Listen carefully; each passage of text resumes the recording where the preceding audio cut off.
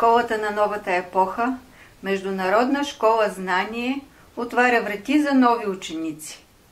На 25 декември 1924 година се навършват 35 години от създаване на това високо духовно учреждение.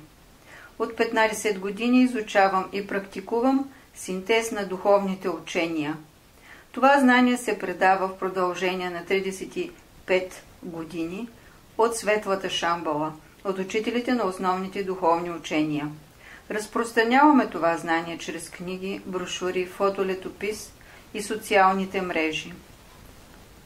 Международна школа знание има сайт, социалната мрежа ВКонтакте.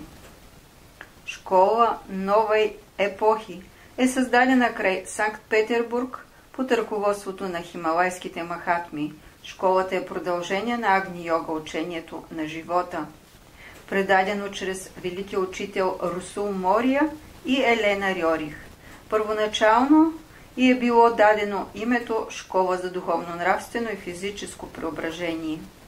Ръководството на учениците на школата се осъществява чрез посланията на учителите. Предават се знания за изучаване и прилагане. За всички, за съвременното човечество, което прави своя преход от пета в шеста раса, расата на богочовеците. Живеем в това време, на последната битка между двете сили, време на Божий съд и огнено кръщение със Святия Дух на Господ Исус Христос, нашия Спасител.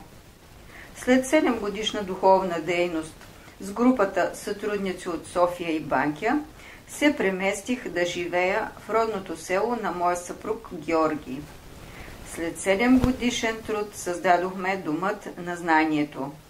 Той е в развитие и очаква единомишленици, привърженици, за да продължим общата дейност за осъществяване на замисъла Господен, да изграждаме и изпълваме с любов, мъдрост и воля вярата в доброто, вярата в живота, за цялото и общото благо.